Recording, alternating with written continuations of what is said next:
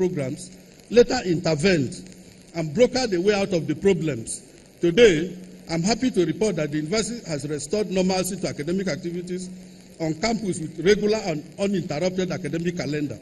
We have also started to successfully graduate students from the affected academic programs, some of whom are amongst us today, following the lift on the ban placed on the programs by the NUC and their professional bodies.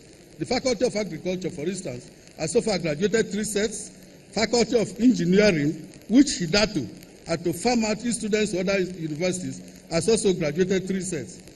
Veterinary Medicine has graduated 4 sets, while our medical students are now at the University of Abuja Teaching Hospital, going through training in the last stages of their clinical studies, preparatory to graduating with MBBS. Also, of the 45 courses assessed during the November 2014 accreditation exercise by the NUC, 31 have scaled the accreditation hurdle. The remaining 14 are at different stages of the accreditation process. Not what one would have wished to be, really, but it says a lot about the stability achieved in the academic calendar, which has translated into appreciable improvements on academic standards. We are determined not only to sustain this standard achieved by this administration within just over a year, but improve on it considerably. In this regards, due credit must be given to the very proactive, dedicated, and supportive governing council the university presently has, and also to members of the management staff. Indeed, one indicator that academics in the community are very excited with the new academic fervor that has now caught on the eagerness of professors to present inaugural lectures. Of the 18 inaugural lectures presented so far, since the inception of academic activities in the university in 1990, 8 were presented from the inception of the present administration in June 2014. We are determined to expand the scope of academic pursuit through making the environment conducive for teaching and research. It was in furtherance of this objective that we are giving staff promotion and attendance of academic conferences and other welfare matters the due attention they deserve. This has impacted positively on staff attitude. Since the inception of this administration, a total of more than 90 senior academics have been promoted to the rank of professors and associate professors without compromising standards.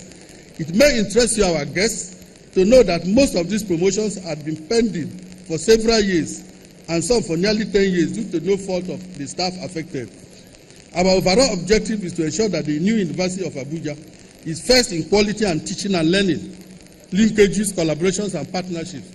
Mr. Visitor, sir, on assumption of duty in July 2014, it became apparent to me that the university needed to reach out and partner with like-minded institutions and organizations to be able to extend its frontiers in learning and research.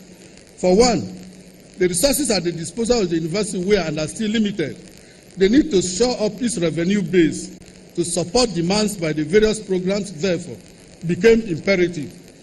Likewise, with the limited facilities for research on campus, it was obvious the university could not, on its own, realize much of its objectives of boosting academic programs and cross-fertilization of ideas, which is what academics thrive on. The administration therefore embarked on forging linkages and collaborative engagements with similar institutions and research agencies in and outside the country, with a view to facilitating mutually beneficial relationships that made for marketable research outputs.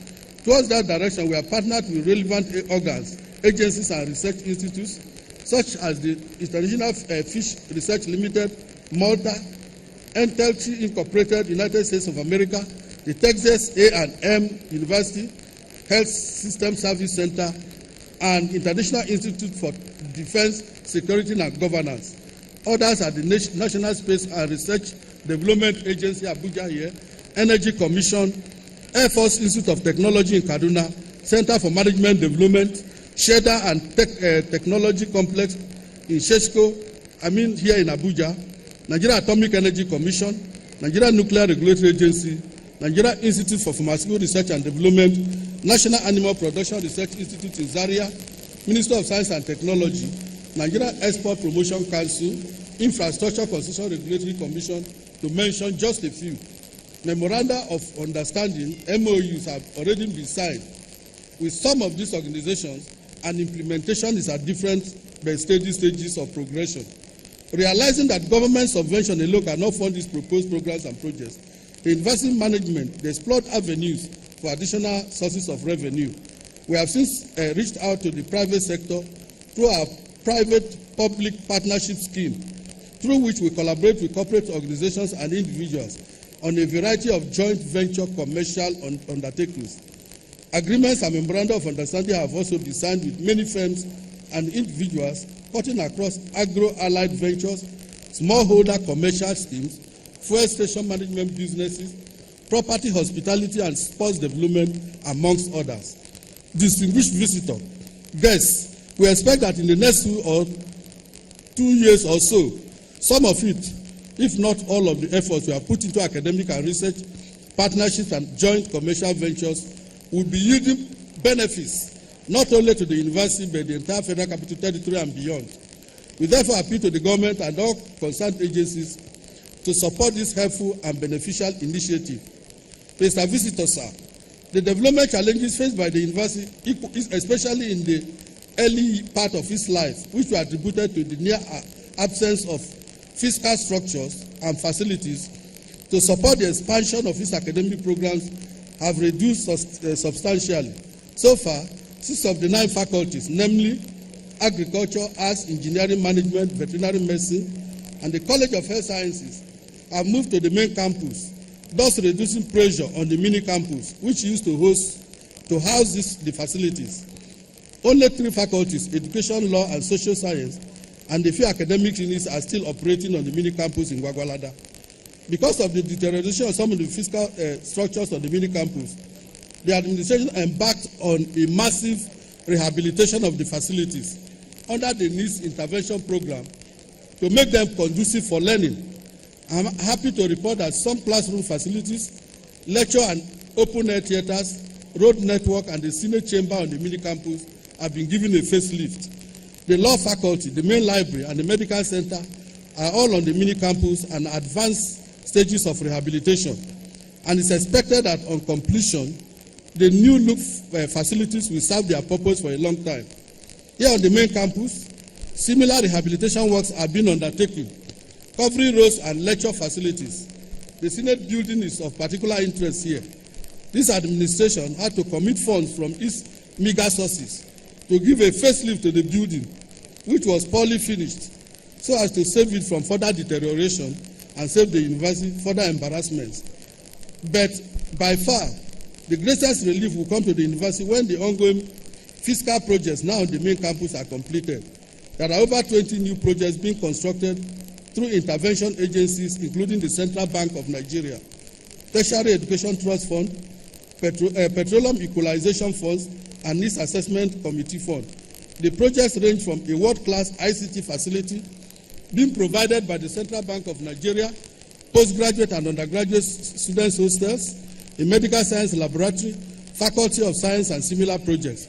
We extend our sincere appreciation to the government and the intervention agencies for their assistance, which will no doubt boost the university's efforts to expand academic facilities on campus.